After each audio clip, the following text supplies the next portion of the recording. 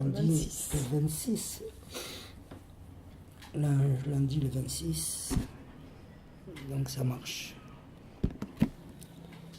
J'avais depuis 2 ou 3 jours, depuis cette semaine de maladie, beaucoup de travail, réfléchi naturellement. André est toujours dans ma tête, et donc la plupart de ce que je vais essayer de raconter, c'est sur le blog d'André. Alors j'ai une idée aussi, c'est-à-dire que Myriam est en train d'organiser tout un dossier d'André où il y a beaucoup de photos. Ah, Et donc bien ça. il faudrait voir avec Jonathan comment on peut illustrer le blog avec des photos.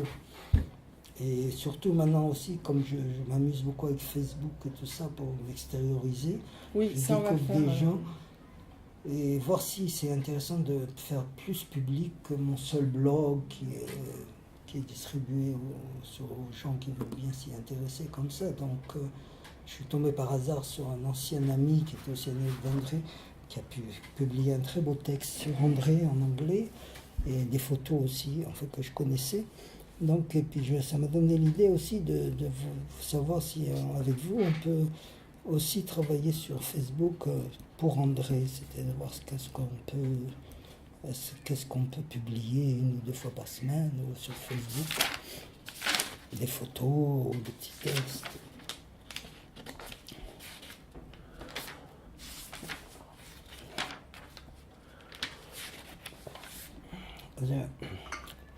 Donc, comme je vous ai dit hier, j'ai un problème éthique de savoir, par exemple, mon comportement admiratif que j'ai pour beaucoup de choses, pour André, que j'ai eu pour André, pour lui, son personnage et sa musique, et qui l'énervait quand je commençais à lui en parler, à l'admirer. Ah, il aimait pas? Il était gêné. Ah, Et alors, je me suis aperçu aussi, par exemple, quand sur le dernier texte que j'ai écrit à propos de ma nouvelle rencontre avec ce guitariste argentin qui a écrit toute l'œuvre de Atahualpa Yupanqui, que je lui ai écrit ce texte, et depuis que j'ai écrit ce texte, il ne répond pas. Donc est-ce que ça le gêne? Et il répondait à tous mes mails comme ça. Donc j'essaie de savoir dans quelle mesure l'admiration, c'est pas une idolâtrie. bien sûr. Bah, c'est-à-dire que non, c'est juste que la limite, elle est infime. Voilà, c'est ça. Elle est infime. L'admiration, l'idolâtrie, on a vite fait de passer de l'autre côté. Hein. Oui. Donc, le sujet de réflexion, c'est de savoir si la gêne d'André venait qu'il sentait que j'avais dépassé cette limite et qu'il était gêné pour moi. Je pense pas, moi je pense que j'ai toujours fait attention et beaucoup réfléchir sur qu'est-ce que c'est l'idolâtrie. C'est, si vous voulez, quand on dit à une femme qu'on aime, je t'adore. Est-ce que ça fait partie du langage? Ou est-ce que les limites, comme vous dites, ne sont pas très précises? Donc il y avait, par exemple, à l'époque, il y a 50 ans, il y avait des livres, c'était l'époque de Romain Rolland, Romain Rolland était à la mode et tout ça, et il y avait c'est Dadou qui m'avait prêté, ou je lui avais prêté un bouquin sur l'autobiographie de Ramakrishna. Ramakrishna, c'était un sage hindou, comme ça, et lui, il avait toujours une petite poupée avec lui, qui représentait son dieu et tout ça, donc ça correspond aux besoins des enfants d'avoir, comment les psychanalystes appellent ça, un objet fétiche, un doudou, etc. Et dans ce livre, justement, en tant que juif, sans avoir une grande culture juive, l'Avodasara, on essaie de comprendre qu'est-ce que c'est le travail de l'idolâtrie, pourquoi. C'est ça en fait. Et tout ça c'est relié avec André, parce qu'André avait, justement, venant d'un pays païen, comme l'Europe centrale, comme l'Hongrie, portant un nom qui vient d'une tribu des Magyars, c'est-à-dire des barbares, parce que l'Europe de l'Est était quand même plus païenne que l'Europe catholisée de plus. Donc ça m'a donné beaucoup à penser sur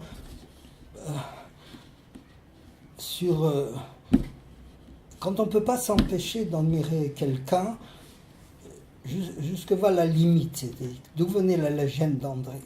C'est-à-dire quand je disais comment ses œuvres étaient merveilleuses, etc. Peut-être que c'est qu'il avait beaucoup d'humilité aussi. Oui, il était très humble. Et pourtant, il avait un grand ego. Oui. Ah. Et donc ces conversations se passaient parce que pendant des années, on s'asseyait 2 fois par semaine dans un café derrière Bethléem. Ça s'appelait le lieu de Isaac. Après il voulait un autre café parce qu'il y avait des bons gâteaux. Et donc, les conversations se passaient, soit il racontait ce qu'il composait, soit je lui demandais, soit il me racontait un peu. Il ne parlait pas beaucoup de sa vie, de ses enfants, il citait, enfin, il en parlait, mais c'était surtout entre lui et entre son travail artistique. Il ne parlait pas non plus avec moi de toutes les révoltas, toutes les études qu'il avait, ce qu'il faisait, etc. On avait pris cette habitude de parole qui était, moi je lui demandais un peu où l'on en était, parce qu'il composait tout le temps, il ne pouvait pas dormir, donc la musique lui venait la nuit, alors il se levait, il ne voulait pas déranger Ruth, alors ou les voisins, donc ça se passait dans sa tête, il écrivait de sa tête sur le papier. D'habitude, il y a des compositeurs qui testent avant avec l'instrument, etc. Alors, la nuit, il ne jouait pas de piano. Et donc mon admiration et mon lyrisme, parce que non seulement on se voyait 2 fois par semaine, mais dès qu'il faisait quelque chose, il m'invitait. Donc j'ai suivi pratiquement, dès que je suis arrivé en Israël, toutes ces manifestations publiques. Il m'invitait aussi aux répétitions qu'il faisait chez lui. Donc, et ça date depuis longtemps, parce que ces idées, moi, je les ai reprises dans mon enseignement. Et quand j'ai fait mes groupes, c'était toujours l'idée qu'il avait, à laquelle je tends aussi, de ne pas séparer l'éthique de l'esthétique, c'est-à-dire que la musique soit la vie et la vie soit la musique. Il faisait que de la musique, lui. Il était professeur. Oui, mais il faisait que de la musique. Ouais. Ni il écrivait, ni il peignait. Non, c'est pas comme moi. Moi, je papillonne. Oui, non, mais... Et moi, c'est vrai que c'est pas négatif de papillonner. Pas du tout. Mais lui était compositeur et jusqu'à la fin, il s'est demandé si c'était vraiment un compositeur. C'est-à-dire, il avait le doute de soi-même. Comme tous les artistes. Oui. L'artiste, il doute toujours. Oui. Et donc, à propos, justement, toujours pour continuer, pour effacer les mauvaises impressions sur Frédéric, quand je vivais avec Frédéric, elle a eu beaucoup d'attention. Elle avait aussi une volonté d'extérioriser, donc elle a pris mon travail, elle a pris le livre d'André, elle a trouvé un éditeur, elle l'a fait imprimer. C'est cette édition-là que j'ai. Je suis plus d'accord avec cette édition parce qu'elle a mis des textes à elle qui sont un peu kitsch comme ça. Elle avait beaucoup de bonne volonté. Ah, elle a mélangé vos écrits et les siens. Oui. Et donc là, je suis en train d'essayer de faire une nouvelle édition que je voudrais mettre sur Internet et qui me servira pour le blog que je prépare pour faire un essai pédagogique seulement à partir du livre d'André, les pièces. Et alors, ce que vous êtes en train de faire maintenant, il aimerait ce que vous êtes en train de faire maintenant ? Je voulais finir avant qu'il voyage, donc j'ai pas fini. Mais il savait ce que vous étiez en train de préparer ? Je lui disais, mais... Il y était favorable ou ça le gênait ou carrément il ne voulait pas ou... Non, il n'y avait aucune résistance, simplement. J'aurais voulu qu'il puisse entendre. Maintenant, est-ce qu'il entend de là où il est, c'est un autre problème. Oui, ça ne m'appartient pas. Mais c'était... je ne sais pas pourquoi je n'ai pas pensé avant de le faire. C'est-à-dire, j'ai enregistré des morceaux, toujours quand je jouais... J'ai introduit des morceaux dans mon répertoire. J'ai même enregistré avec mon professeur de Zarb des morceaux de lui, Zarb et guitare. C'est cette idée que je veux reprendre avec Yaniv, qui était mon élève de Zarb, en ajoutant un autre élève d'André avec un violoncelle. Donc je prépare tout ça, malheureusement je suis un peu arrêté à cause de mes problèmes. Donc Frédéric m'a beaucoup aidé, a fait en sorte que ce livre soit publié. Elle a un peu essayé de m'aider à sortir de seulement mon état de professeur. À l'époque, j'étais professeur à la Scola Cantorum, c'est là où je l'ai rencontrée. Je vous ai rencontré. Elle faisait quoi comme travail, elle ? Elle faisait... C'est-à-dire que je l'ai rencontrée, elle avait 20 ans ou un peu plus de 20 ans, et elle voulait jouer de la guitare, et puis elle ne savait pas ce qu'elle voulait faire. Elle venait de parents bourgeois de Saint-Germain-en-Laye. Et ce qu'elle m'a fait faire aussi, qui était intéressant, c'est que vous avez entendu parler du metteur en scène Tony Gatliff, qui est un des plus grands metteurs en scène, qui est né en Algérie de mère tzigane. Et quand j'habitais avec Frédéric, elle avait décidé qu'on allait habiter dans une petite maison à Maison Lafitte, avec lui et une autre copine. Et lui n'était pas du tout connu. Maintenant, c'est un metteur en scène mondialement connu. Cherchez sur Internet. Comment il s'appelle ? Tony Gatliff.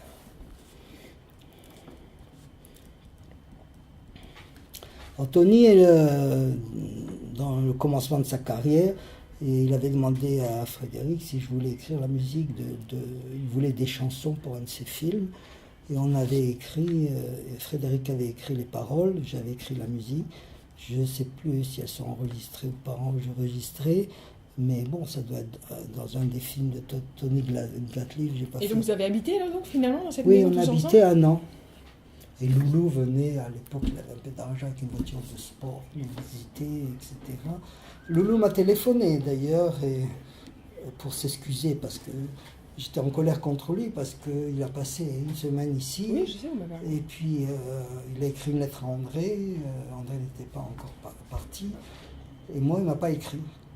Donc j'étais blessé. Et il m'a dit, tu sais, je viens de recevoir la lettre que je t'avais écrite en même temps qu'André. Elle a été retournée. Vous voyez comme on est mauvais, hein ? Quand on dit mon mari, tout le temps, il a une phrase, il dit il faut toujours juger les gens avec Absrout. Oui, avec Absrout, c'est avec indulgence. Indulgence, voilà. Et alors, parce que je suis toujours tangent avec Loulou, d'après votre qualité, enfin, de cette trahison comme ça. Et bien que d'après 40 ans de silence, j'ai voulu recommencer grâce à Datou à parler avec lui. Et on marchait un jour dans la rue à Paris, boulevard Beaumarchais avec Dadou, et il reçoit un coup de fil.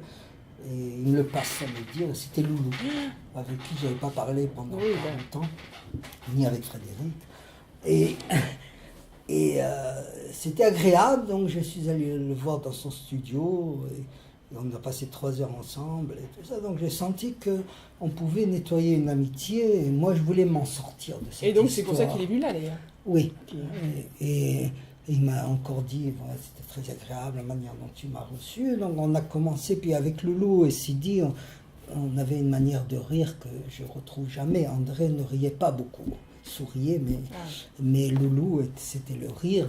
Sidi, on pouvait se rouler par terre de rire. C'était un comédien, Sidi Lamine Diarra.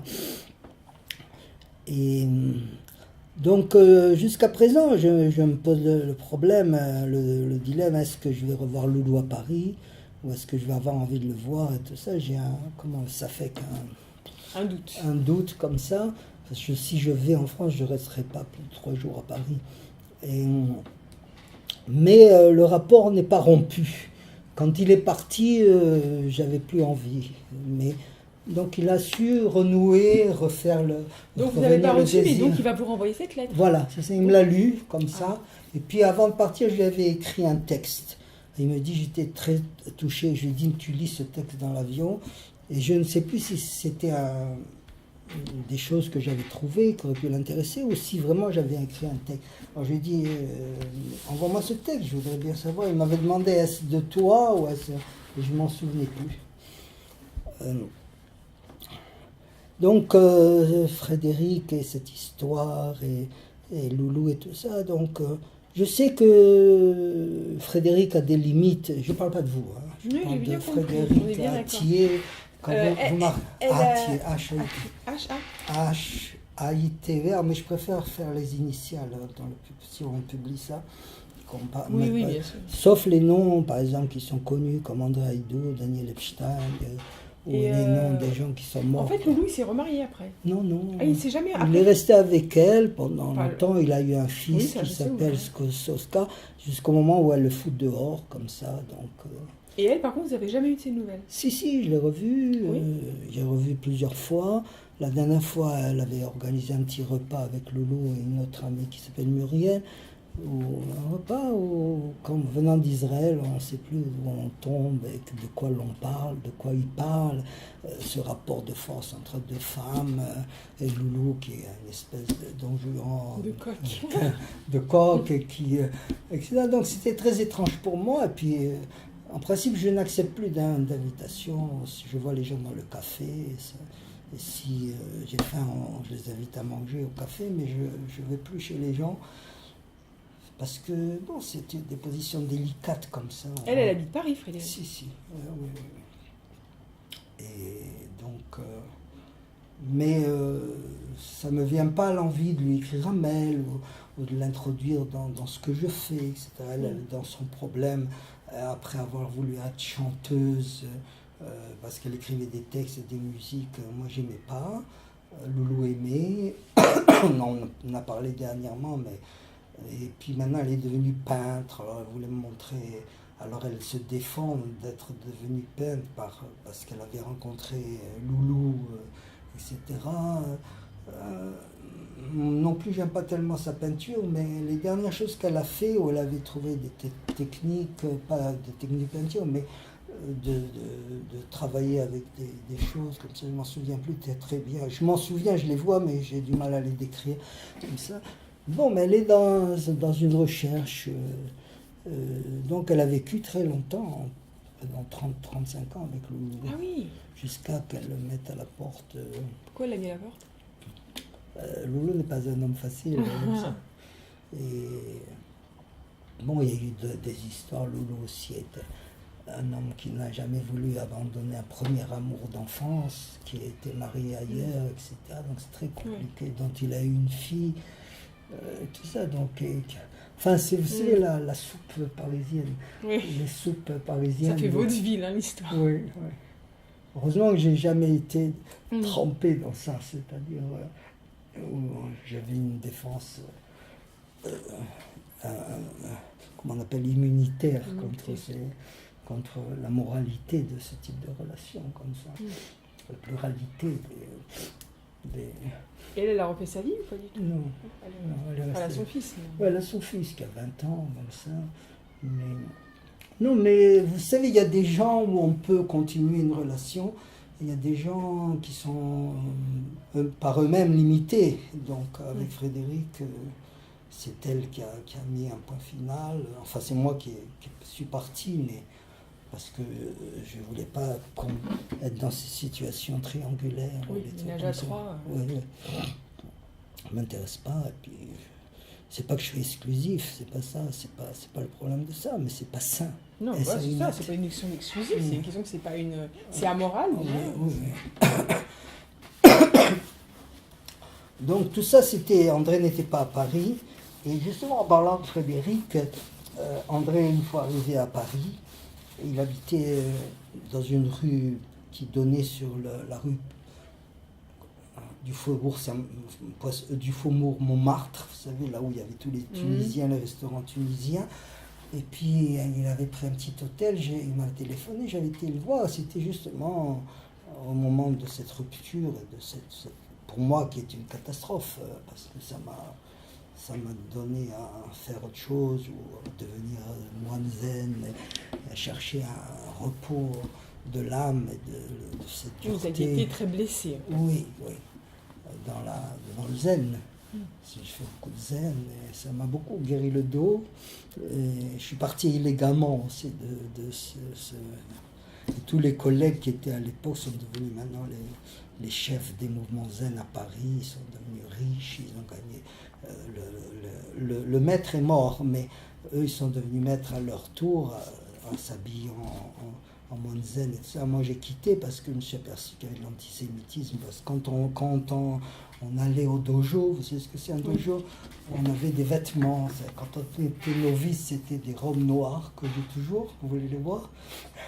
Truc de fou. Et après? Et après, des robes blanches. Donc c'est toujours pour moi, maintenant qui travaille avec les couleurs, le noir et le blanc. Alors, je les ai gardés. Je ne les mets plus, mais ça me servira de robe de chambre. Ça,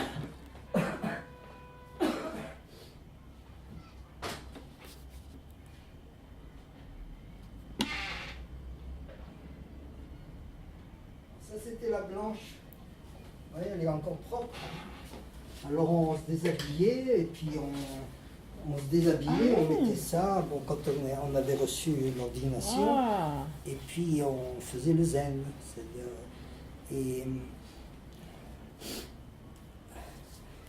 donc, on ne me souvient plus comment. Mais c'était politisé. Attends, Non, c'était pas politisé. C'était politique. Alors c'était, il y avait un courant religieux, il y avait quelque chose? Non, le zen, c'est pas pratiquement religieux, mais c'est pas agnostique. Oui, bah non. C'est-à-dire, travailler sur la posture qui est difficile, sur la position assise, de façon à voir ce qui se passe dans le cerveau, de lutter entre.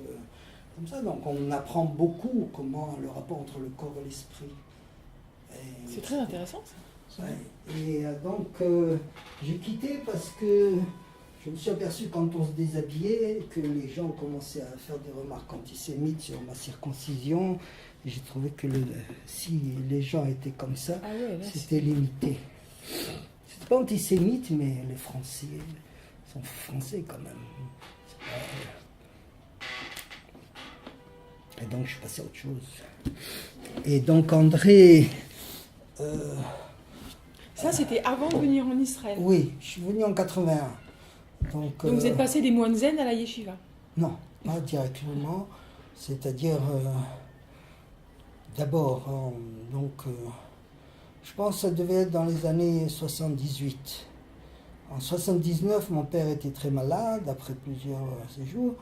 Mon père est mort à 75 ans, l'année 79. Donc en 79, je crois que j'ai passé une chance comme ça, c'est-à-dire que, mais quand même, il était à l'hôpital et nous étions, ma mère était, le lit était comme ça, sa tête là, ma mère était là et moi j'étais debout là, ma mère était assise. Et quand ma mère s'est aperçue qu'il passait, qu'il allait voyager, elle m'a demandé d'aller téléphoner à mon frère. Et le temps que je téléphone, je suis revenu, il était passé. Donc là, il y a toujours, je pense à André, parce que aussi je l'ai quitté dimanche soir, il était vivant, et lundi matin je suis arrivé à l'hôpital, etc. Donc c'est pas que, c'est aussi un père, André est aussi un père pour moi quelque part, un père spirituel, je sais pas, on peut dire, bon, tout ça sont des mots, c'est des qualificatifs, etc. Donc quand j'ai voulu parler avec André de ça, André était incapable d'écouter la douleur. C'était pas qu'il était incapable d'écouter la douleur de l'autre. Il n'était pas dans la compassion. Il était dans la compassion, mais d'une manière à lui, en se protégeant énormément. Il se protégeait, donc ça blessait un jeune homme comme moi. J'étais plus très jeune à l'époque, mais j'étais quand même, etc., de ne pas trouver une oreille compatissante. Donc c'est là l'erreur, c'est-à-dire que quand on cherche dans un ami... En fait, c'était vachement une relation à sens unique. Non, mais c'était une relation difficile à comprendre. C'est-à-dire son attitude, il essayait de m'expliquer et j'essaye toujours de comprendre. C'est-à-dire, à l'époque, j'étais blessé comme quelqu'un. On disait il n'écoute pas, il ne sait pas écouter, comment se fait-il qu'un musicien ne sache pas écouter? Enfin, je rentrais dans des complications comme ça, etc., au lieu d'accepter qu'il soit comme ça. C'est-à-dire, quand je lui parlais de ce problème de son écoute, et beaucoup de gens lui ont reproché ça, mais on ne pouvait pas...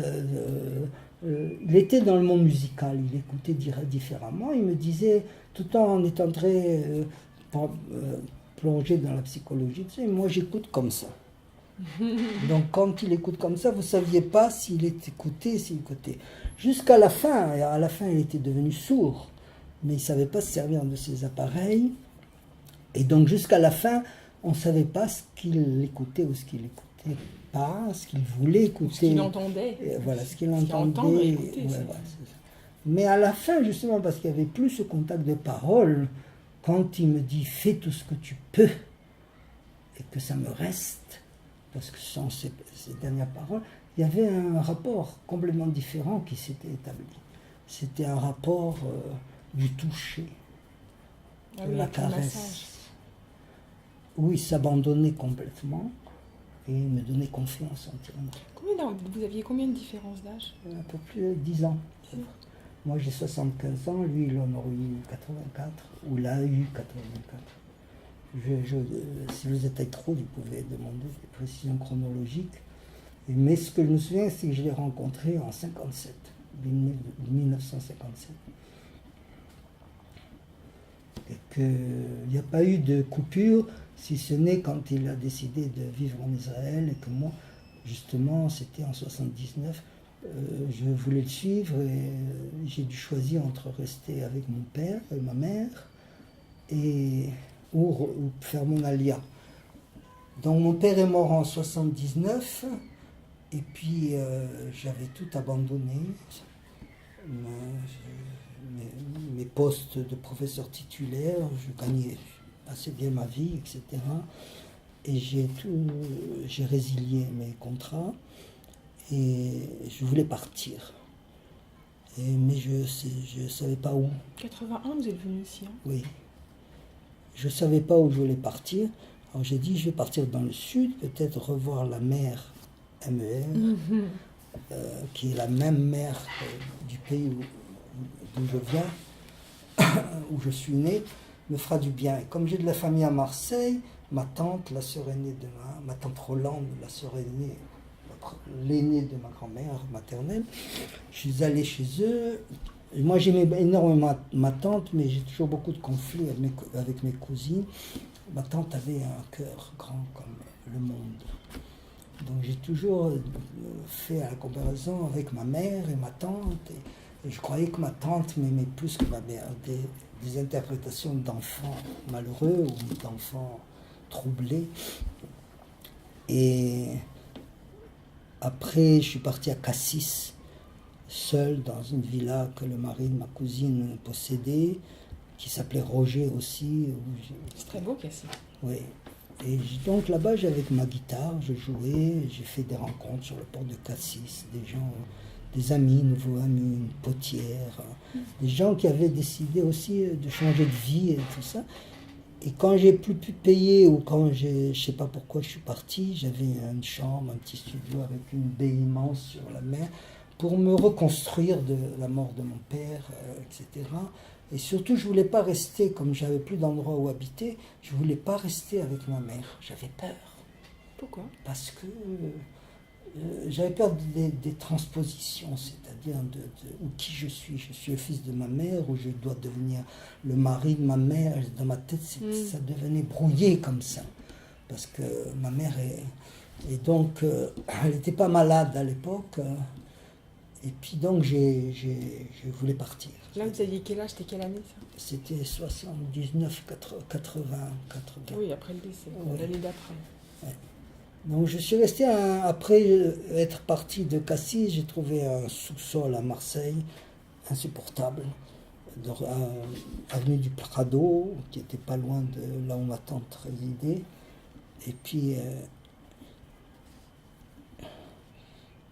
à Cassis, j'ai fait justement une rencontre d'une femme, professeure de littérature, une femme française, professeure de littérature au Québec, qui m'a donné envie de partir au Québec, parce qu'on disait pour partir, autant parler la même langue dans un pays. C'est sûr. Et avec laquelle j'ai une très belle amitié. Je me souviens que l'amitié a commencé parce que j'allais à la Cinémathèque à Cassis, elle aussi, et puis elle a raté une marche, elle est tombée, elle s'est cassée la jambe, je l'ai ramassée, après j'allais la visiter. Elle aussi, quand à l'époque j'étais plongé dans Blanchot, dans les grands auteurs que j'aime toujours comme ça, et Et donc on avait des points de rencontre. Mais quand même, je ne suis pas parti au Canada. Je suis rentré à Paris et là, j'ai rencontré David, qui était un ami d'Eliaou, qui voulait monter, qui avait ce projet de monter une école itinérante, qui voulait que je travaille avec eux.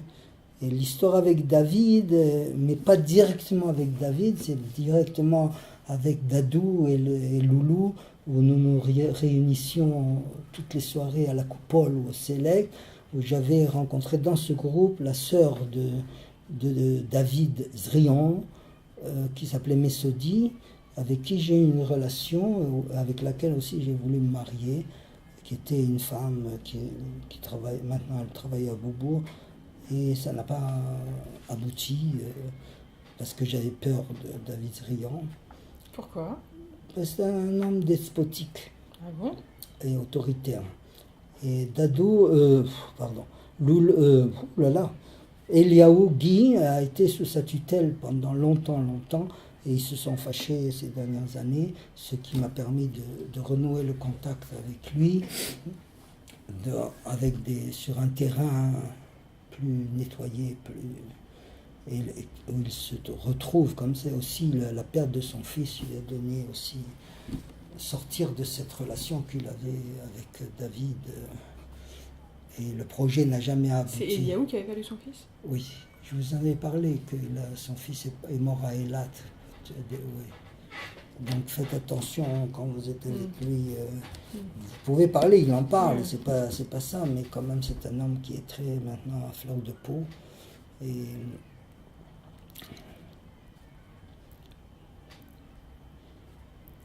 Et cette Messoudi là? Messoudi, bon, elle vit toujours à Paris. J'ai pas de rapport avec elle, j'ai pas de relation avec elle, etc. Donc nous avons eu une... En fait, vous n'avez pas voulu braver le frère.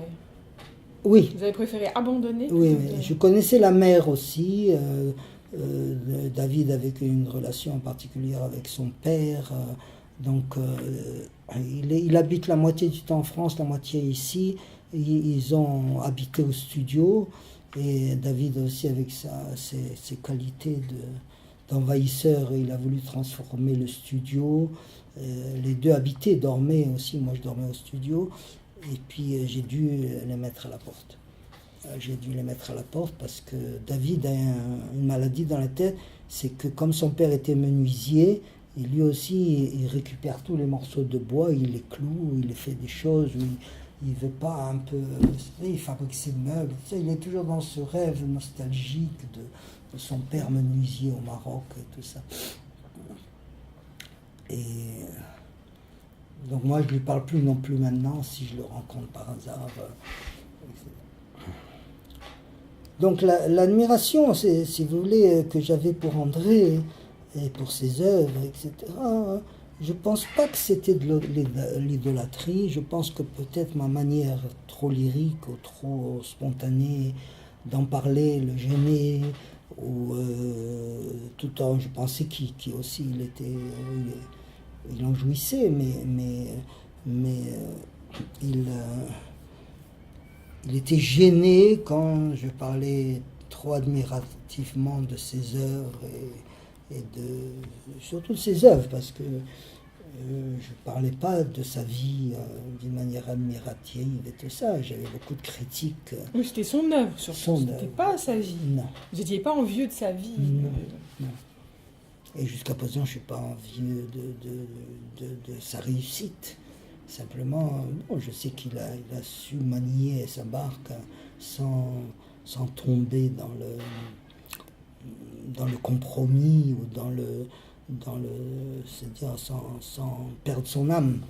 C'est-à-dire il a toujours, parce qu'il avait une forte personnalité qui le protégeait. Moi, j'ai pas cette personnalité, donc j'ai peur d'être dans le monde. J'ai peur, c'est-à-dire j'attends jusqu'à présent. Qu'est-ce que c'est l'intérieur, l'extérieur? Parce que pour moi, l'équilibre, c'est de chercher un peu entre le dehors et le dedans, c'est-à-dire comment équilibrer ma vie et ma fin de vie, justement, dans ce problème. parce que je sens toujours que j'ai un très grand malaise quand je suis en société. Je ne sens pas de malaise dans le face-à-face ou dans le duo, mais dès qu'il y a une autre personne. Mais ce malaise, il a été crescendo ou vous n'étiez pas comme ça avant? Toujours. Ah, toujours. Depuis l'enfance. Ah, et alors vous sentez que ça a été crescendo ou qu'il y a eu ça s'est stabilisé pendant des années et qu'après ça toujours ça a été toujours C'est-à-dire depuis l'enfance, c'est-à-dire dès qu'il y avait même le dimanche de famille ou les fêtes de famille, etc. J'étais mal. Je voulais fuir. Donc c'est de là aussi mon idée ce sentiment d'être un artiste, c'est-à-dire d'être pas dans le monde et dans le monde. C'est-à-dire, donc quand je faisais des concerts, j'étais dedans, mais à la fin, je ne pouvais pas l'associer. En fait, que ce soit vos heures en musique ou en peinture, vous avez le sentiment qu'elle vous protège. C'est une manière de protéger. Elle vous protège du monde. Oui. C'est-à-dire de protéger une recherche intérieure. Ça, vous voulez bien donner, mais pas vous. Moi, c'est-à-dire que c'est difficile de dire pas vous, parce que quand je joue, je me donne entièrement à ce que je fais. Mais c'est-à-dire que quand je joue même seul, c'est pas la même chose que quand je joue en public ou pour quelqu'un. C'est-à-dire qu'il y a un phénomène de différence. C'est-à-dire, donc en ce moment, avec mes aides psychologiques, je travaille beaucoup sur pourquoi ce malaise, est-ce qu'on peut résoudre ce malaise ou est-ce qu'il y a. Donc ça fait partie toujours de mon travail de comprendre qu'est-ce que c'est le exister, qu'est-ce que c'est s'exporter, tout ce qui est partie du c'est-à-dire d'équilibrer ce in qui est ce que je pense qui est bien aussi, c'est-à-dire mais qui enferme, c'est-à-dire d'ouvrir les portes vers l'extérieur de la meilleure manière possible, la plus noble et la plus par exemple tout à l'heure je ne vais pas faire une digression aussi comme ça. Donc André n'avait pas ce problème parce qu'il avait une protection naturelle. Même quand il conduisait, il ne savait pas conduire. Daniel Einstein ne montait jamais en voiture avec lui. Moi, il voulait que je le raccompagne, etc. Et j'acceptais, mais j'étais mort de peur. Mais je lui disais toujours, André, tu as 2 anges qui te protègent parce que c'est impossible qu'on ne t'arrête pas, qu'on ne soit pas déjà en prison. Ils s'en foutaient?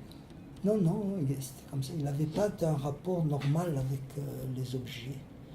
Alors, il me disait, mais je sens que je vois. C'est-à-dire, je ne vois pas comme ça, de la même manière qu'il disait, j'entends comme ça. Donc, il n'avait pas d'accident, il n'avait pas de choses comme ça. Mais des fois, je posais un problème éthique. On était là à Bethléem, vous savez, il y a une rue qui monte. Nous, on venait comme ça, et il fallait tourner pour reprendre Évron. Et une femme qui a commencé à marcher. Et lui, il a hésité. C'était vraiment... Et j'ai trouvé que cette hésitation, c'était un manque éthique. Alors, avant de lui faire des reproches, j'en parlais à Daniel, etc. On lui disait, écoute, s'il devient dangereux, ou à sa femme, etc. Et regarde ce qui s'est passé. Et donc, on en discutait, etc. Donc, je ne me souviens plus si je lui en ai parlé ou pas. Donc, pour revenir au problème de l'idolâtrie, pendant... J'ai eu un très fort conflit avec lui avant sa maladie. Et c'est-à-dire, j'en avais parlé à mes psychologues et à Daniel en disant, écoutez, est-ce qu'il faut lui dire ou pas lui dire? Alors, donc, qu'est-ce que je voulais lui dire? C'est qu'à propos de mon histoire d'appartement, où il ne voulait rien savoir, où il disait oublie, alors moi j'étais blessé, et donc j'étais toujours dans la compassion, en me disant, bon, est-ce qu'il compatit ou il ne compatit pas? Est-ce qu'il veut compatir ou il ne peut pas compatir, etc. Donc je lui ai reproché ça. Lui a résisté, etc. La conversation un peu Comme je pense que comme tout artiste, il devait être un peu égocentrique. Tous les artistes sont un peu égocentriques et narcissiques, donc en fait, il ne s'intéressait pas énormément à la vie des autres, quoi. Si, non, je suis pas d'accord. Non, c'est pas ce que je veux dire, mais au problème trop il voulait pas être embêté. Matériel, quoi. Il avait du mal à être dans le monde. C'est ça, donc l'éditeur d'appartement, c'était dans le monde, c'était bassement matériel, en fait. Mes histoires avec Frédéric, c'est aussi dans le monde, si vous voulez, il ne voulait pas s'encombrer pas du fumier, c'est pas du fumier, mais des difficultés psychologiques de ses amis, les trucs comme ça. Et donc, il n'a pas voulu s'encombrer de mon problème avec mon appartement et ce voleur et mes rapports avec Alina. Et donc, à partir de là, j'ai commencé à lui dire que ça ne va pas, ça. Il y a quelque chose qui ne va pas dans la relation. C'est-à-dire, est-ce que tu es devenu une idole parce que tu as réussi, parce que tu as... je l'ai accusé d'idolâtrie, d'être lui-même une idole, et que non seulement, je lui ai dit des choses très dures, non seulement il veut être une idole où il ne s'aperçoit pas qu'il devient une idole, mais lui-même il resserre les boulons. Il s'intéressait à la vie de ses enfants et de sa femme ? Oui. Ou pas plus non plus quand il s'agissait de problèmes Non, il s'est intéressé, mais toujours comme ça. Je sais pas, genre s'il fallait changer la machine à laver. Il ne savait pas. Voilà, enfin des choses, comme l'histoire de l'appartement, comme c'est des choses... Non, il ne savait pas. Il dit, ses enfants lui-même, ils l'ont dit au Shiva, la Shiva, il ne savait pas faire cuire un œuf, il ne savait pas vivre tout seul, c'était un bébé. Je vous dis dans... C'est ça, il vivait clairement pas dans ce monde. Oui, non, il n'était pas dans ce monde. Par exemple, quand on était au café, on apportait son café ou n'importe quoi, il prenait le truc, il ne savait pas déchirer le truc, il y en avait partout, etc.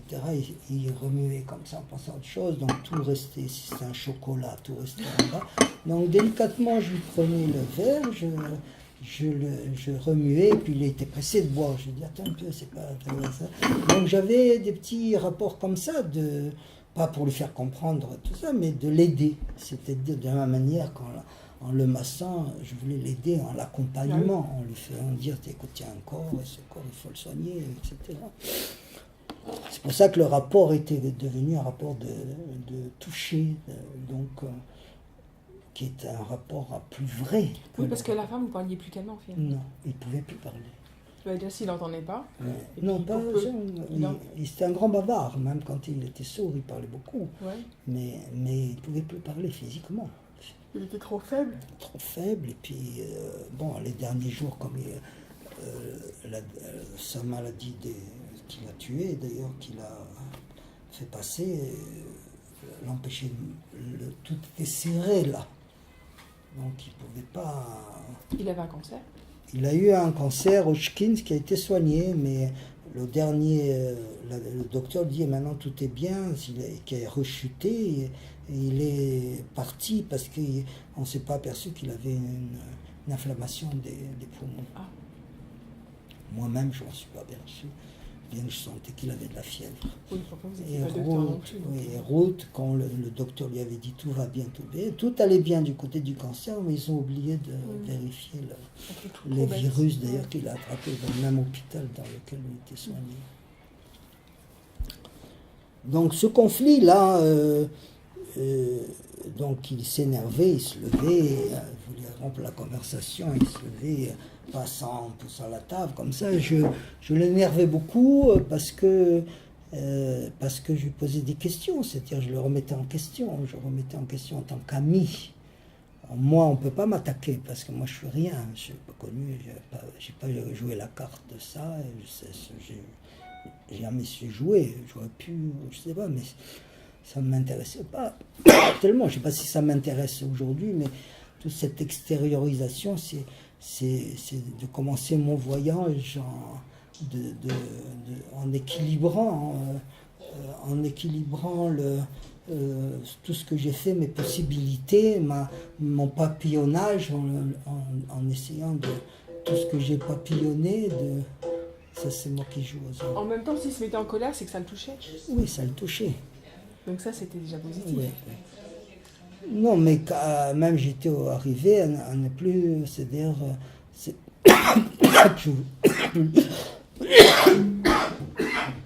le voir, Mais ça me faisait tellement souffrir. Mais chaque fois, il me téléphonait. C'était lui qui me téléphonait après les disputes. C'était pas des disputes. Ou les discussions houleuses. Hein. Oui. Il me disait, Roger, après 60 ans, on ne peut pas rompre la relation. Moi, j'étais accepté à perdre l'amitié. Mais je dis, c'est pas que je pensais avoir raison ni rien, mais je disais, je trouvais que sur certains points, il y avait autre chose. On pouvait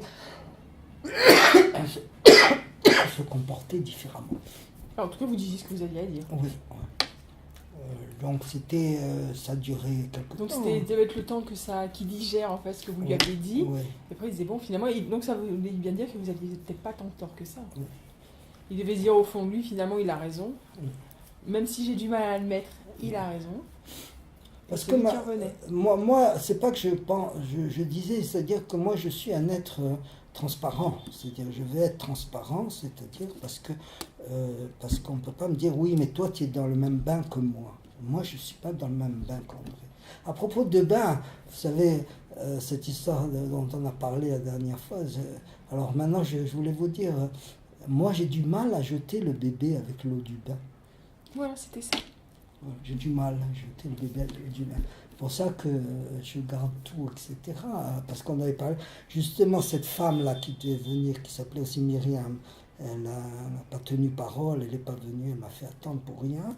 Alors j'ai écrit et j'ai dit, écoutez, dites-moi clairement si vous voulez m'aider pour ça ou non, et tout ça. Et sinon, rendez-moi l'argent que vous avez avancé en mettant dans votre lettre. Parce que j'avais payé plus que ce qu'elle... Donc j'ai personne maintenant pour m'aider pour l'instant et je vais chercher un peu.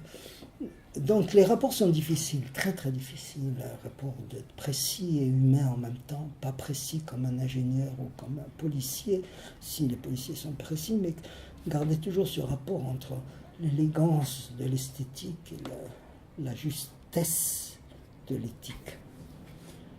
C'est très important pour moi. Et donc avec André, c'était aussi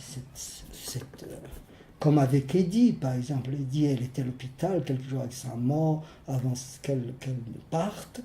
Et elle me dit, Roger, va t'occuper de cette malade-là. Je la regarde, je suis étonné.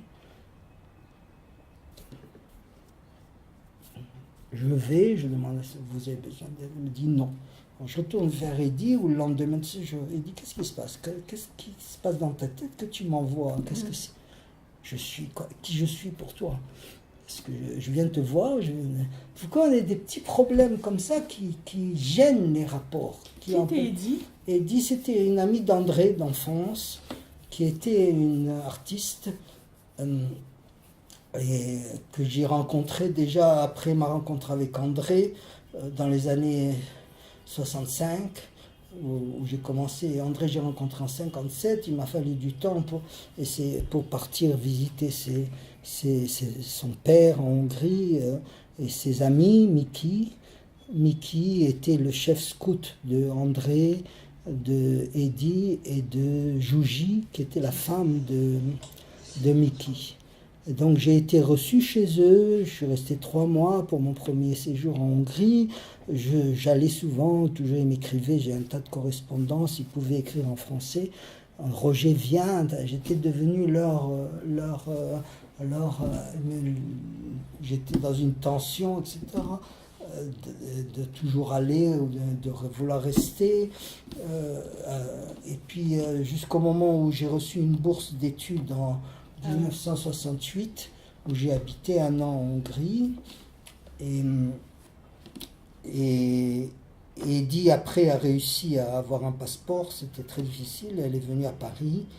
Et puis, elle a réussi à faire venir sa mère. Et ils ont fait leur immigration en Israël. Et donc elle était hongroise, elle. Hongroise. Et en fait, c'est ici qu'elle a fini sa vie. Oui.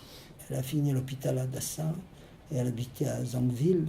Et donc on avait aussi, non seulement on était amis, j'allais la voir plusieurs fois par semaine, elle vivait seule après la mort de sa mère, elle s'est toujours occupée de sa mère. Elle n'a pas été mariée ni elle a été mariée 1 semaine. Une semaine? Une semaine. Elle n'a pas été emmerdée au moins. Non. Ouais. Mais elle était comme ça, elle avait déjà un physique, plus elle vieillissait, un peu androgyne comme ça. On ne savait pas si c'était un homme ou une Ah oui, femme. carrément. Ouais. Mais elle n'avait pas, enfin elle était simplement... Et André, c'était une grande amie d'André. Et nous avons travaillé ensemble la peinture pendant 20 ans avec Anatolie Bazine, parce qu'elle était professeure de... Elle était tapissière. Eddy, c'est-à-dire faisait des tapisseries haute lisse, pas basse lisse. Haute lisse, c'est que vous voyez ce que vous faites, tandis que basse lisse, vous voyez rien, parce qu'on travaille la tapisserie à l'envers. Et donc j'ai beaucoup appris avec elle. Elle avait monté un cours avec Anatolie, où Anatolie enseignait la peinture, donc on a peint une fois par semaine pendant des années ensemble. Donc tout ça, je ne sais pas si ça a été fait, ça c'est dit. Enfin, c'est un tableau. Elle posait et c'était fait dans l'atelier de Mousrara, qui était un centre un peu culturel, etc.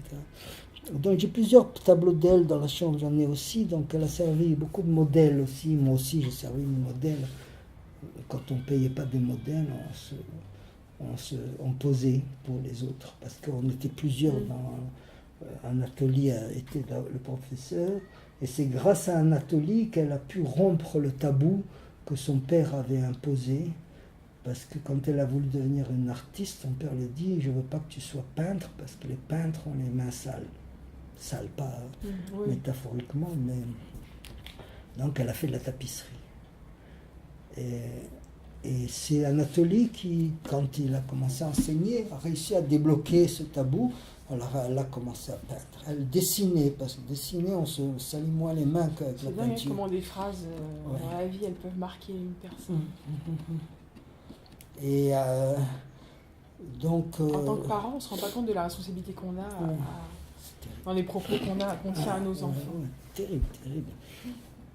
C'est pour ça que moi je pense que pour se transformer, il faut travailler la transformation de son langage.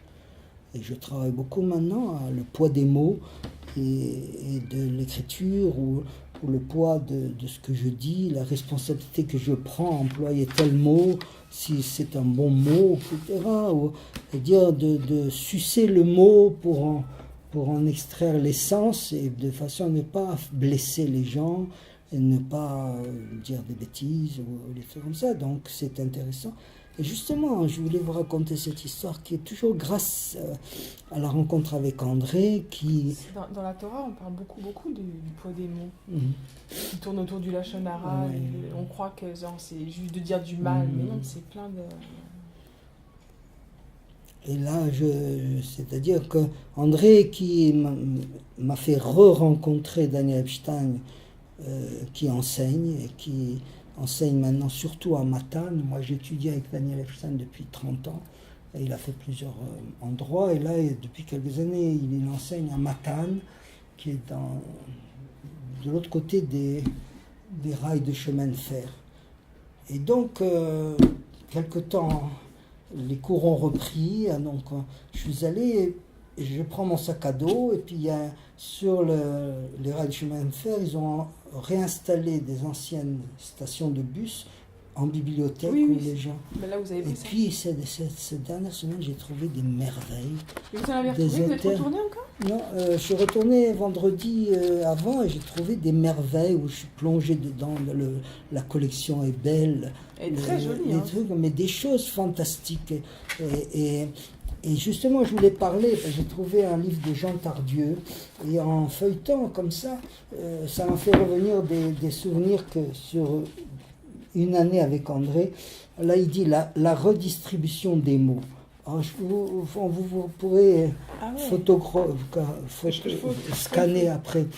Frappel, il parle du professeur Frappel, qui n'est pas un professeur imaginaire, avait remarqué que, bien souvent, la valeur sonore des mots ne correspond pas exactement à leur sens. C'est que, pour lui, l'onomatopée était le langage parfait. Blabla, tralala, plouf, avait-il coutume de dire, voulant signifier par là que le langage cérémonieux des adultes avait fait naufrage. Pour remédier à cette décadence et rajeunir le vocabulaire, il proposait de redistribuer les mots du lexique suivant la sonorité imitative de chacun d'eux. Par exemple, le mot coffre, en raison de sa masse, de son volume, de sa puissance, lui semblait convenir beaucoup mieux que le mot train au véhicule mécanique désigné par ce substantif. Le mot flaque, inquiétant et aveugle, lui paraissait mieux appliqué que le mot nuit à l'ensemble des représentations suggérées habituellement par ce monosyllabe, et ainsi de suite. Voici donc un poème composé par le professeur et la traduction qu'il en a donnée d'après son principe de redistribution. Donc là, ici, bon. À partir de ce texte, m'est venu le souvenir que pendant des semaines et des semaines, André a travaillé sur justement les mots en hongrois, c'est-à-dire comme ce texte explique, c'est-à-dire de voir les correspondances. Alors, il faudrait que je retrouve les papiers. Il m'expliquait dans un cercle A, E, I, O, U, et toute l'importance. Et il avait des mimiques comme ça, A, E, I, etc. Il m'expliquait toutes ces découvertes et les poésies qu'il écrivait à partir de ça, un peu dans ce sens-là, comme ça. Donc, c'était très très intéressant. Et moi je dis, écoute, il faudrait que tu écrives ça, que tu écrives, mais pas comme on écrit un livre qui est trop linéaire, mais que tu écris comme une page de Talmud. Comment, avec les commentaires, avec les choses comme ça, comment ça vient là. Alors il m'expliquait que le I c'est droit, le O c'est court, c'est tous les rapports avec la ligne. D'ailleurs j'ai trouvé un autre texte magnifique sur la ligne justement, je suis tombé hier par hasard. La vie est drôle, parce que je vous tombais sur des textes. Où il est ce texte-là? Vous tombez sur des textes, c'est pas là. C'est dans Alcool de l'Apollinaire. Vraiment une chose qui m'a bouleversé, qui m'a fait avancer. Où j'ai mis ce Alcool là? Ah, il est là. Donc ce texte-là, par exemple, il y a des textes. Alors, tout ça, c'est dans mon chemin vers Daniel, vers Matane, où je m'arrête, je remplis mon sac et ça me bouleverse ma vie. C'est fou, ça. C'est fou. Alors, donc il y a un texte comme ça. Admirer. C'est dans une note, page 75 de Alcool, collection poésie Apollinaire, Alcool, poésie Gallimard. Justement, pour vous dire comment la vie est bizarre, qu'en fouillant, en essayant de comprendre mon iPad, je trouve un dossier que j'avais complètement oublié, des cours de Michel Butor sur Apollinaire. On revient toujours. Voilà, ok. Admirer le pouvoir insigne et la noblesse de la ligne. Il loue la ligne qui a formé les images, magnifique ornement de ce divertissement poétique. Elle est la voix, la ligne, elle est la voix que la lumière fit entendre et dont parle Hermès Trismégiste en son Pimandre. Bientôt, lit-on dans le Pimandre, descendirent des ténèbres, et il en sortit un cri inarticulé qui semblait la voix VOX de la lumière. Cette voix de la lumière, n'est-ce pas le dessin, c'est-à-dire la ligne? Et quand la lumière s'exprime pleinement, tout se colore. La peinture est proprement un langage lumineux. Ah bah oui. Alors, on nous donne de la voix au dessin. Voilà. Alors ça, c'est des textes, parce que moi, j'ai un problème avec la ligne. Non seulement j'ai du mal, c'est-à-dire que je ne conçois pas la ligne, c'est-à-dire... Et j'ai aussi un problème à comprendre qu'est-ce que c'est la phrase en hébreu « roim et akolot ». Et ça fait des années avec Daniel qu'on fouille. Et ça me donne vraiment... C'est-à-dire que si, quand vous lisez une lettre, vous commencez par chercher le sens, donc la ligne perd son sens pictural. Donc ce que je disais à Daniel, qui est dans les mots, tout ça, je dis, est-ce que quand tu abordes un texte, d'abord tu ressens les qualités plastiques de la ligne de la lettre. Et ça, je parle à propos de la lecture, parce que le langage pictural est un langage non verbal. C'est-à-dire que, à part quand les peintres veulent faire de la peinture narrative, c'est-à-dire raconter l'histoire, etc., donc ils racontent des histoires. Moi, je ne raconte pas d'histoire. Je ne veux pas raconter des histoires. J'ai raconté des histoires avec mes collages. Donc vous, c'est plus dans l'imaginaire. Ça, vous laissez la place à chacun d'imaginer ce qu'il a envie. Voilà. Vous laissez la place à l'imaginaire. Voilà. C'est-à-dire tout en Chacun sachant... a le droit d'y voir ce qu'il veut. Voilà. Et je fais en sorte qu'il y ait une ambiguïté qui a la même ambiguïté que le mot, mais comme la peinture n'est pas un langage narratif, ça laisse reposer le spectateur. On peut raconter une histoire, si oui. on a envie, là. On peut tout. C'est-à-dire, on peut... si on a envie, oui. On peut y voir ce qu'on veut et raconter une histoire. Voilà. Mais ma recherche, justement, ma recherche, elle n'est pas dans ça. Ma recherche, c'est qu'il y a deux écoles, historiquement en peinture. C'est l'école de Cézanne qui dit que la forme, elle se détache des différences entre les couleurs. C'est-à-dire, il dit une chose aussi, que pour arriver à peindre une pomme, la forme de la pomme, il ne faut pas oublier l'assiette. Et ce qu'il y a entre l'assiette et la pomme. Et qu'est-ce qu'il y a entre l'assiette et la pomme? Et la couleur, il y a l'espace, il y a une chose comme ça. Il y a tout. Il y a le tout aussi. Et comme dans vous pouvez vous lire une lettre que s'il y a du blanc. Si c'est seulement du blanc, donc s'il y a ce rapport qu'on oublie. C'est vrai ça. Parce qu'on tombe dans le sens. Ouais, c'est tout bête, mais c'est vrai. Voilà.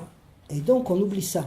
Et l'autre école, c'est l'école de Matisse, qui dit que, comme Loulou, qui s'est excusé de m'avoir dit ça, il me dit « ta peinture n'est pas lisible ».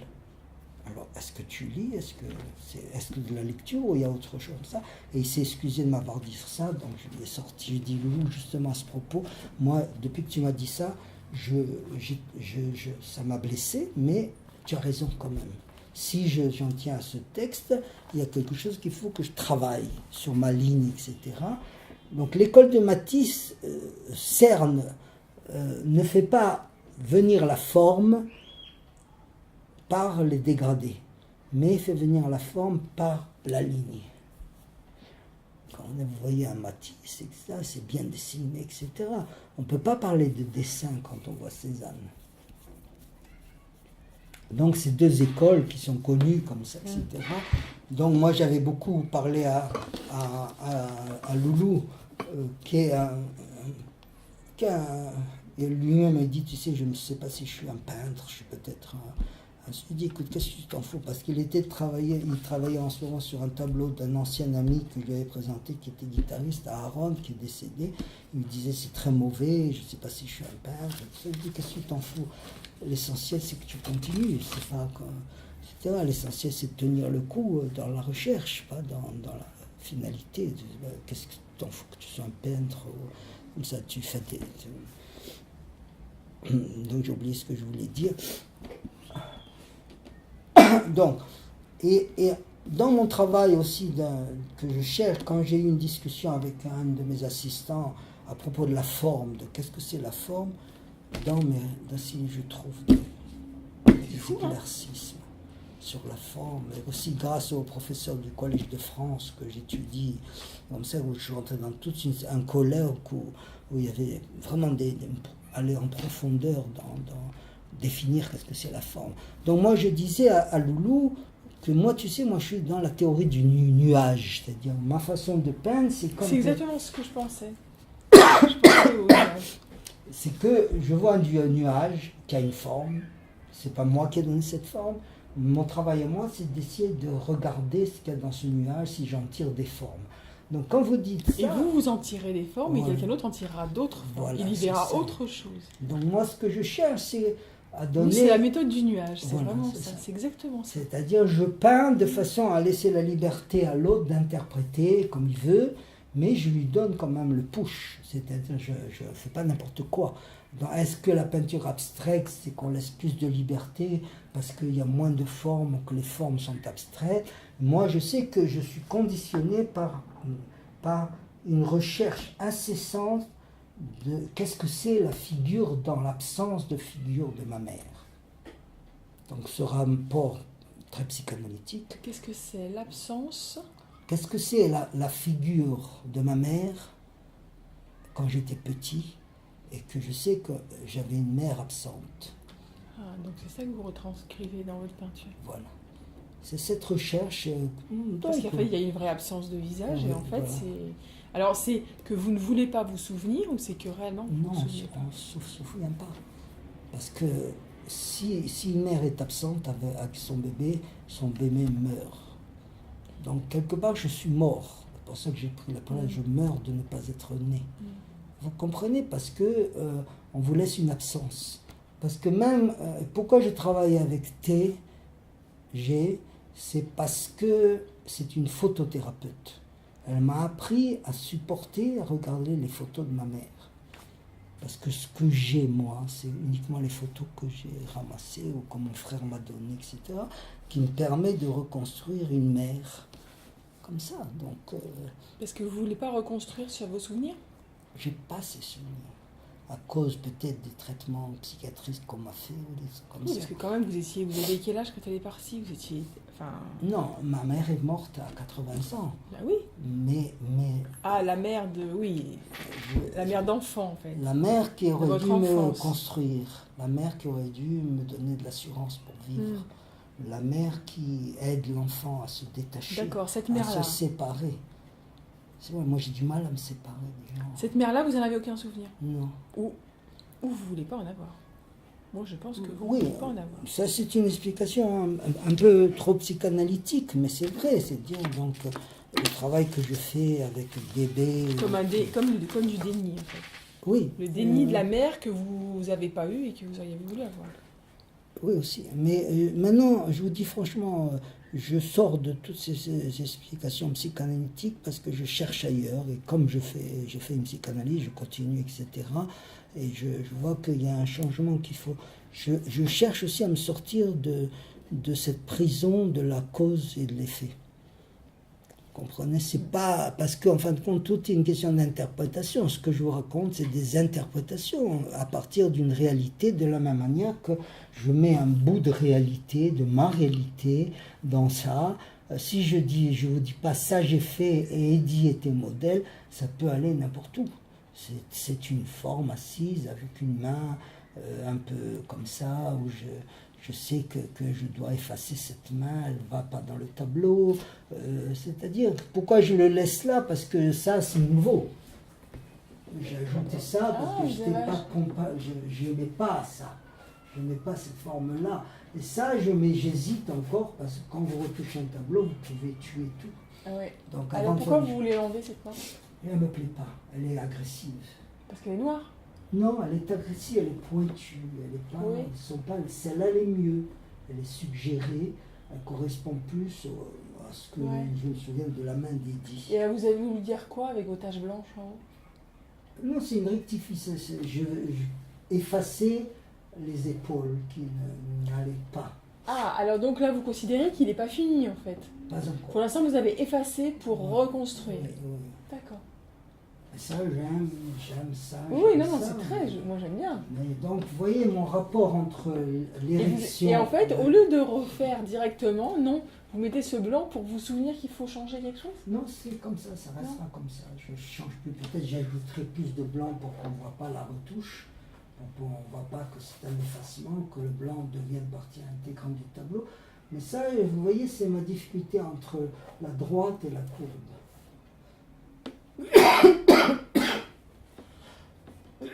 J'ai pas de problème avec les courbes. Quand vous voyez ce tableau, j'étais dans un état de grâce. J'étais en état de grâce.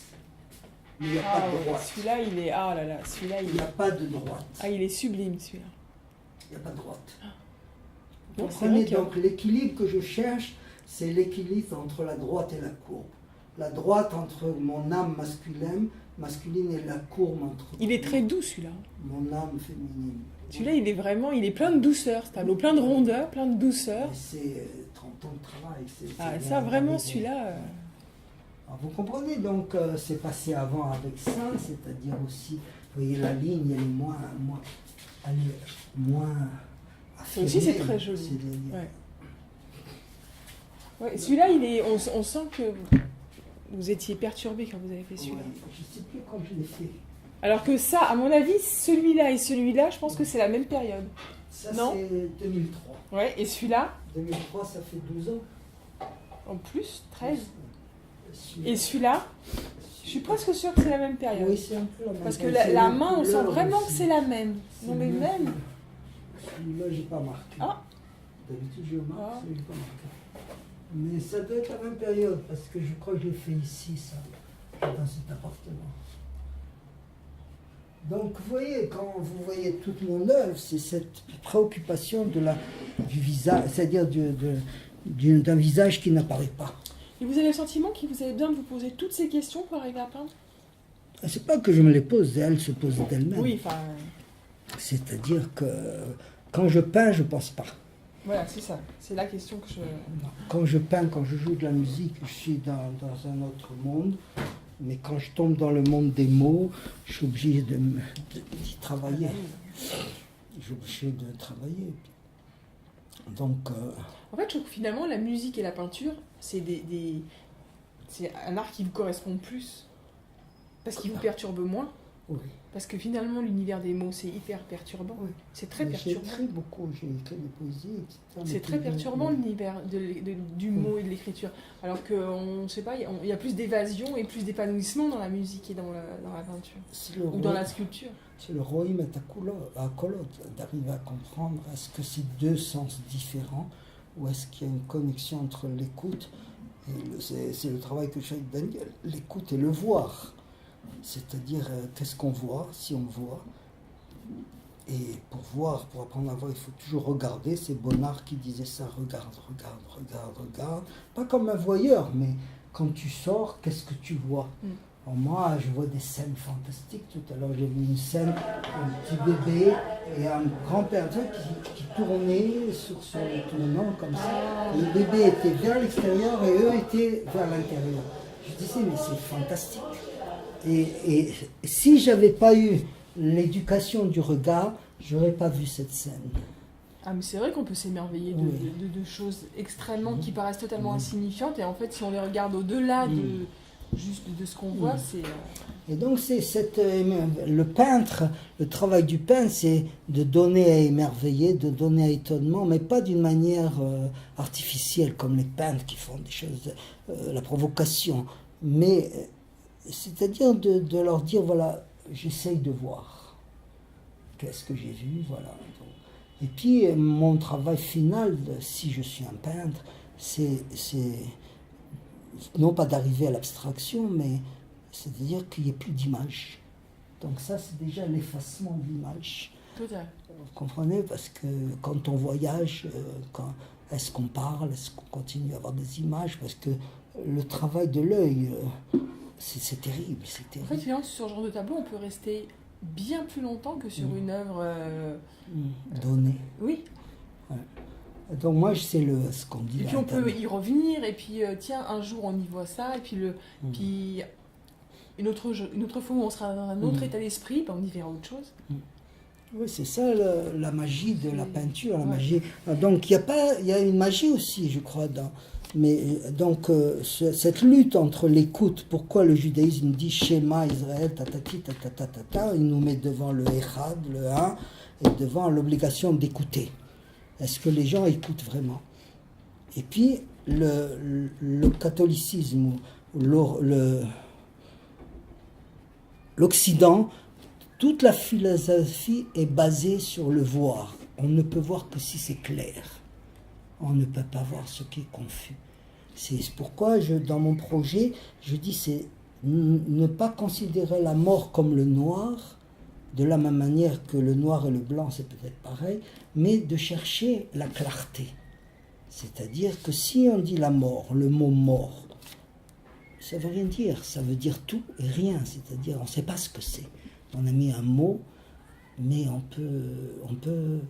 Il y a des théories qui disent que l'agonie chez les Tibétains, ça passe par les couleurs. Alors, il y a un moine qui s'assoit et tu dis, ne prends pas ce chemin s'il est rouge.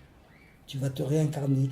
Alors moi, je pense, en observant mes fourmis, qu'en fin de compte, si je me réincarne, c'est comme une araignée qui va retisser sa toile.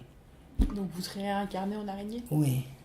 Et j'espère s'en sortir, hein, mais pour l'instant, je suis une araignée qui tisse, qui essaie de reconstruire sa mémoire, et non pas pour arriver à avoir l'image de ma mère, parce que quand je pense qu'elle est morte, alors j'ai ces idées aussi, c'est la décomposition, on pense au ver de terre, au noir, au trou, au machin, tout ça, mais je ne pense pas comme ça, je pense que nous continuons le travail, je continue à travailler avec André. Parce que j'ai son œuvre, il m'a laissé quelque chose en disant Roger, on a fait ce livre, j'ai fait ce livre pour toi, tu as joué pendant temps, mais je me suis fait, j'ai rien compris. Pendant 40 ans, j'ai enseigné quelque chose que je ne comprenais pas. Donc le problème, c'est est-ce que pour arriver à plus de clarté, il ne faut pas seulement savoir, mais il faut savoir que l'on sait. Alors, pour savoir que l'on sait, il faut jouer, déconstruire, reconstruire une pièce. Je peux vous montrer 1000 manières de jouer une petite pièce. Et ça, je vais le faire dans le blog. Il faut intoner, il faut que ça vienne du cœur, il ne faut pas que ça vienne de la tête. Il faut pas que... Alors, il y a la mémoire du geste, il y a lutter contre les mauvaises habitudes, ça me fait mal quand je fais comme ça. C'est un travail immense. Un travail immense de jouer un quart de seconde de musique. Mais la musique, elle n'est jamais jouée pareil. En fait. Non. Et puis, il y a le bruit, un bruit qui me gêne, il faut s'abstraire, c'est-à-dire, et puis, à un certain moment, on est tellement dans ce monde, mais André, il était comme ça.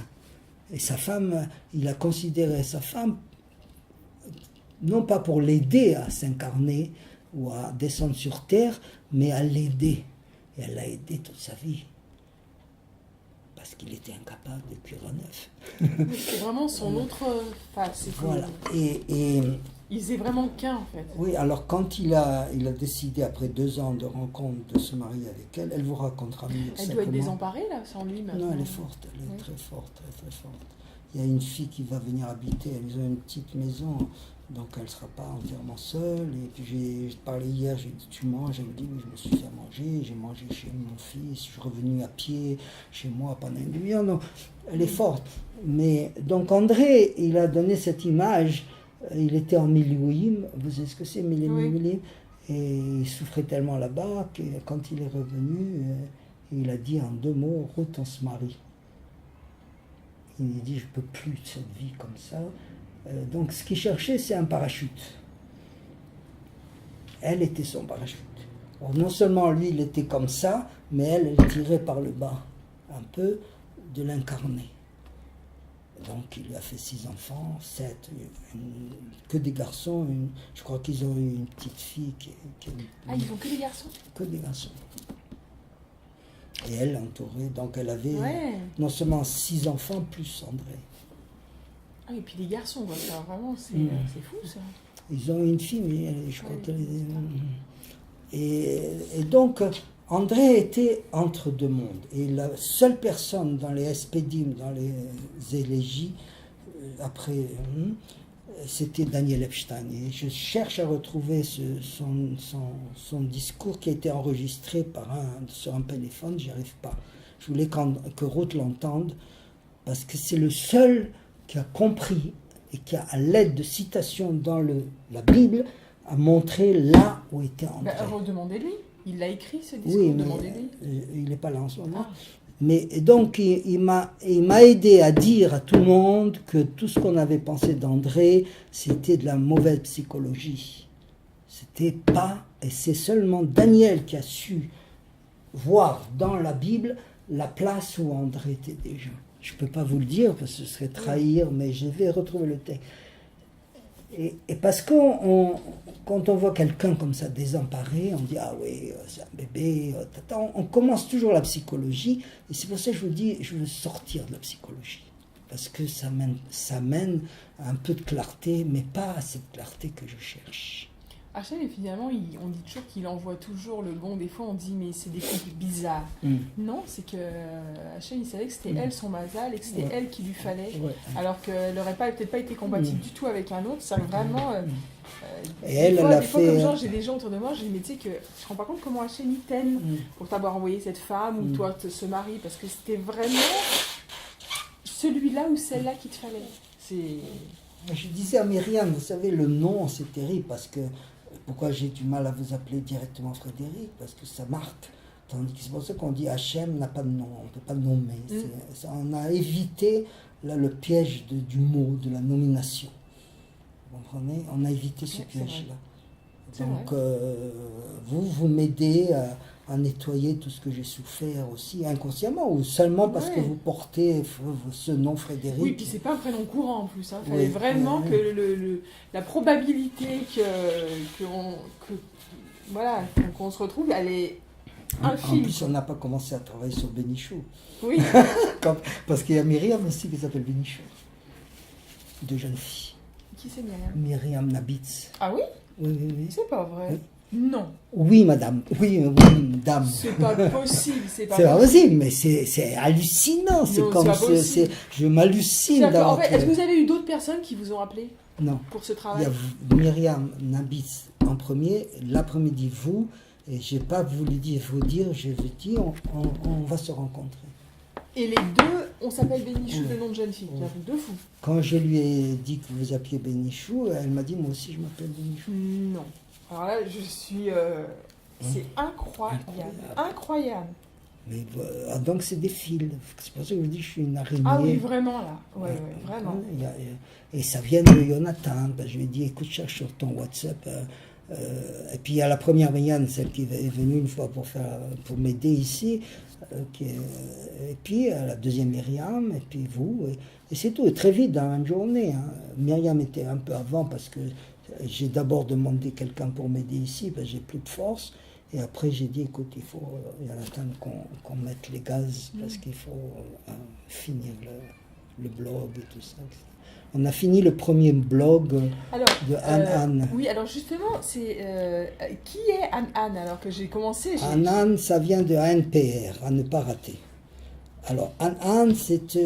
moi, je suis affilié, abonné, comme j'étais un fan d'écoute de France Culture et que je me désespérais quand j'arrivais pas à réécouter des émissions que j'ai aimées, je suis tombé sur ce groupe-là, qui sont des spécialistes du podcast légal, et de la conservation de leurs archives. Donc, vous pouvez leur demander une émission, ils ont des dossiers, etc.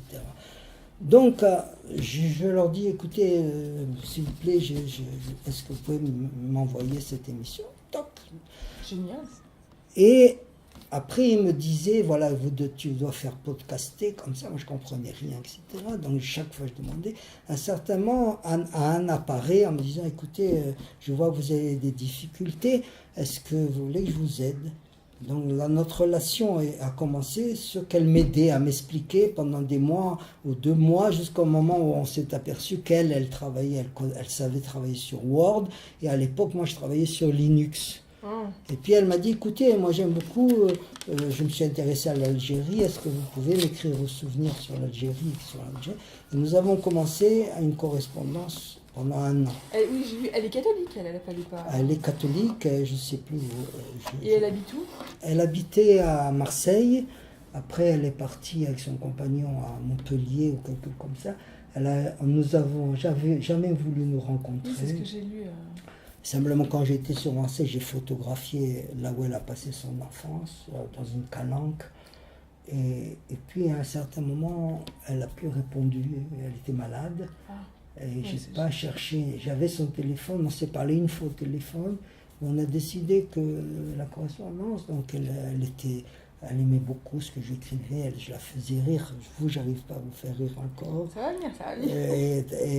Et donc, elle m'a aidé un peu. Je m'asseyais 1 heure, 2 heures à écrire ces mails. Quand j'ai vu que ça ne m'intéressait pas, j'ai réfléchi à ce que je cherche, à savoir si elle est partie ou si elle est là ou si elle ne veut plus. Et tout ça.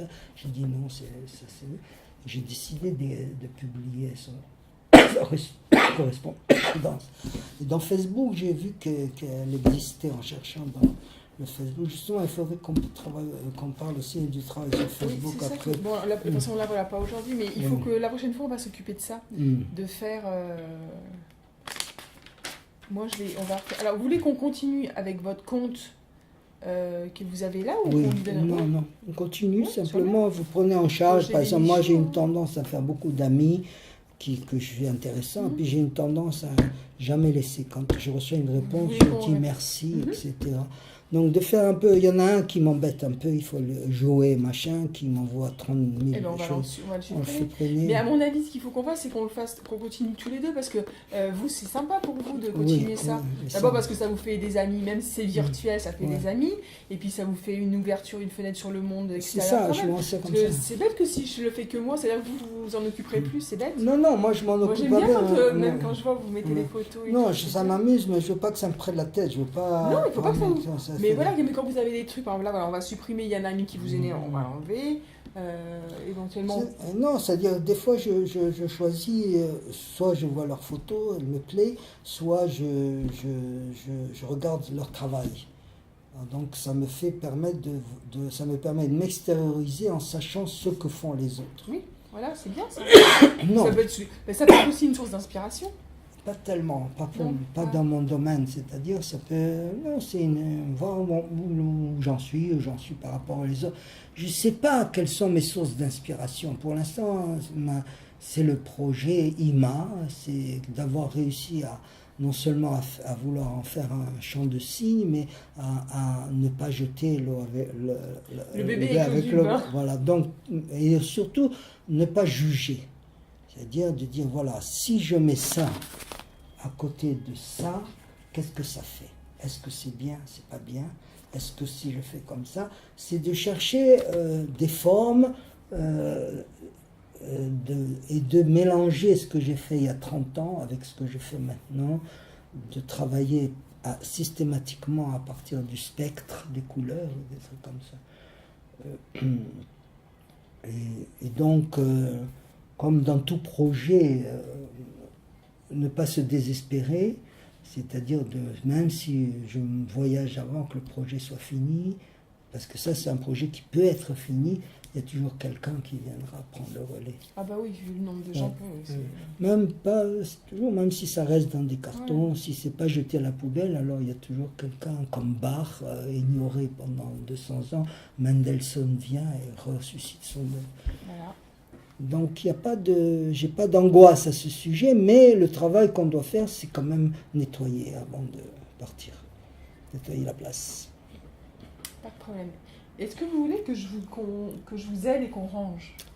Oui, on va en parler justement. J'ai commencé à réfléchir à votre proposition. Réfléchissez et si vous voulez qu'on... Oui, on va, c'est-à-dire on va essayer. Pour l'instant, il y a des choses plus urgentes comme ça, mais Non, mais ça peut être en plus, ça peut être en plus, ça n'empêche pas qu'on fasse ce qu'on a à faire, oui. et que aussi, parce que... Donnez-moi votre vision. Ce qui m'aiderait, c'est la vision, par exemple, même pour vous, pour le Feng Shui, comment ça s'appelle? Oui, Feng Shui. oui, parce que je vous assure que même vos idées, elles seront plus claires si votre univers, il est ordonné.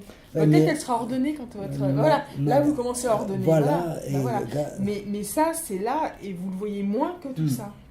Oui, mais vous savez, je suis dans... C'est vrai qu'il y a des gens que ça pourrait... que ça ne vous empêche pas de vivre, hein. Non. Mais quand même, je vous assure que... Oui, vous avez raison, je suis d'accord avec tout.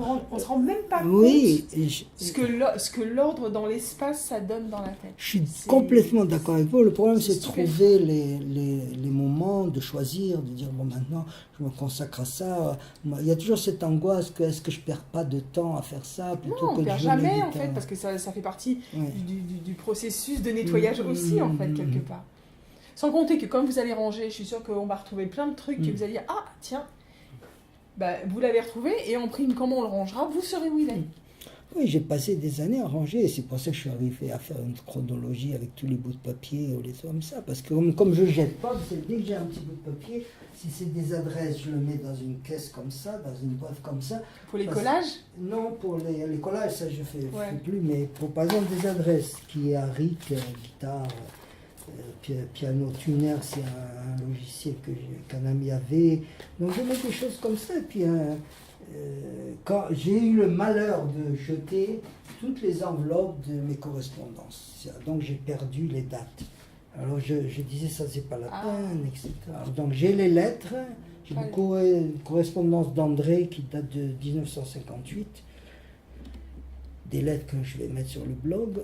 Mais ma mère m'a beaucoup écrit, parce que j'étais, à partir de 16 ans, je suis parti de la maison. Mais j'ai déchiré les enveloppes, donc les gens n'écrivent pas systématiquement la date. Ouais. Mais c'est vrai, en fait, on ne se rend pas compte maintenant qu'on n'écrit plus. Oui, et puis ça passe dans... C'est dommage, hein, dans c'était beau. l'abîme. Oui. Alors moi, j'ai plein de correspondances de Mickey, de Jouji, de quelques lettres de Eddie, 1 an de correspondance quand j'étais retourné en Algérie en 58. Alors ça, c'est classé, ça? Oui. Tout est dans le dossier là-bas. D'accord, ça c'est bien déjà. Oui. Ça, c'est pas difficile, je crois qu'on va le faire, mais je voudrais que ce soit votre idée, que je participe, c'est-à-dire... Voilà, mais par exemple, regardez, je sais pas, ne serait-ce que tout ça. C'est ça, voilà, c'est juste ce que je vois, mais ça perturbe l'œil. Oui, je sais, mais bon, ça tourne la tête. Là, j'ai classé toutes mes partitions avec les batchiroutes, comme ça.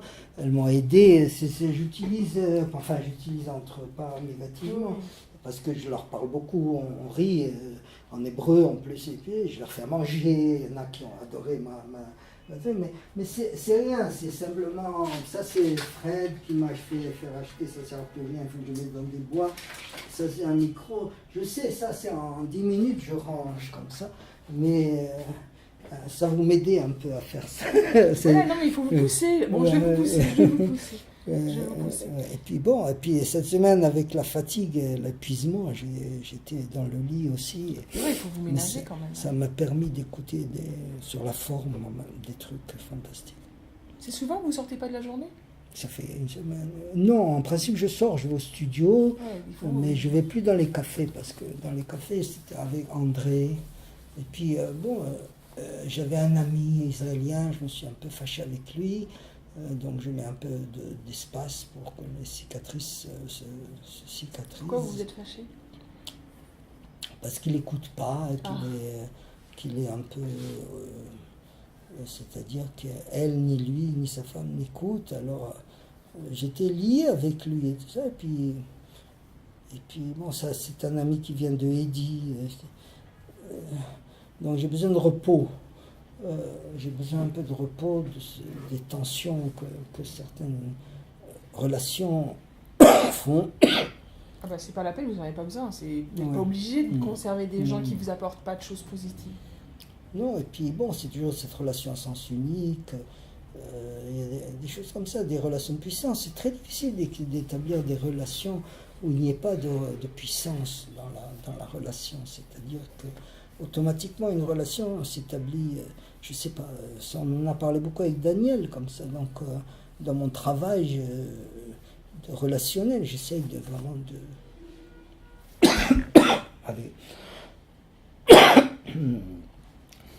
et il y avait, avec Eddie, il n'y avait pas de relation puissante, il y avait qu'André, c'est-à-dire c'était un travail c'était tout le travail de l'interaction, c'était de nettoyer un peu tout cet enfant qui arrive, qui se cherche. De la même manière que la peinture, c'est comme je vous dis, une manière d'extérioriser une recherche infinie ou qu'est-ce que c'est l'image, qu'est-ce qu'un bébé, est-ce qu'on a un bébé se souvient de l'image de sa mère penchée sur lui? Pourquoi il y a cette tradition des madones? C'est vrai. C'est vrai. Est-ce que vous savez, comment était votre mère quand vous aviez 6 mois? Quand j'avais... Non.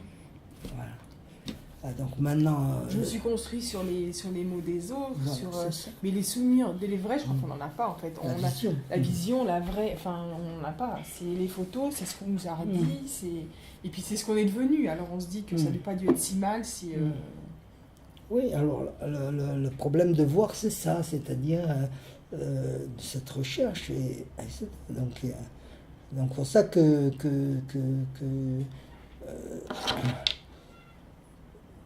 l'idolâtrie, c'est de vouloir mettre une face fixe.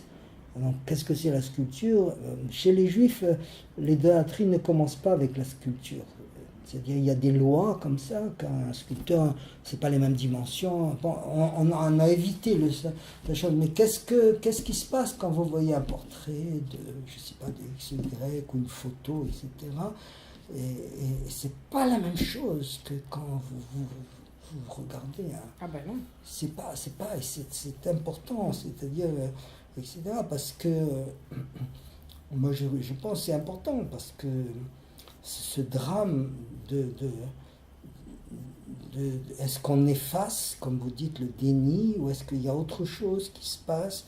Est-ce qu'il y a eu cette brisure? Est-ce que la séparation était trop douloureuse pour moi? Est-ce que ma mère n'a pas su se séparer de moi? Ou est-ce qu'il y a eu des... On peut pas... Des mille explications. Et tout ça, dans l'acte de peindre, vous reconstruisez une vision plus saine. Et vous avez le sentiment que vos frères et sœurs ont eu la même enfance que vous? Non. Pas Vous étiez l'aîné ou le cadet, vous? Le cadet. Ah. Là, au milieu, l'antre. Ah. C'est pas la bonne... Oui, mais j'étais plus proche de ma sœur. Et puis mon problème, c'est pourquoi ma sœur s'est suicidée. Qu'est-ce qui l'a poussée, etc. Et pourquoi moi, j'étais toujours hanté par l'idée du suicide. Et jusqu'à présent, dans mes douleurs, etc., j'ai peur. Des fois, je fais très attention, si vous voulez, parce qu'il y a une fragilité de la solitude. Il y a une fragilité. Ah, mais ça, c'est certain. Et donc, c'est des questions, c'est-à-dire...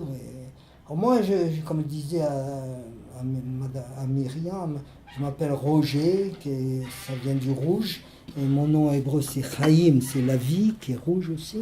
Alors c'est quoi, c'est Hichem ou c'est Chaim? Non. Mon nom de famille de mon père c'est Benichou. Oui. Mon prénom, avec lequel on m'a toujours appelé, c'est Roger. Oui. Mon nom juif c'est Chaim. Oui. Alors moi je m'appelle Roger Émile Chaim. Oui. Comme Émile, ça fait penser à Rousseau. Et puis, Ishaï, j'ai choisi parce qu'il y avait un autre guitariste qui s'appelait Benichou et la SACEM qui nous confondait. La SACEM, c'est la Société des auteurs. Oui, je sais. Alors, j'ai changé. D'accord. Et puis, c'était une manière aussi de me rapprocher de mon côté juif, comme ça, qui était... Je faisais retenir. Non, pas du tout. Mais non, pas du tout. Pas du tout. Bon, Bon, alors cette fois, je vais...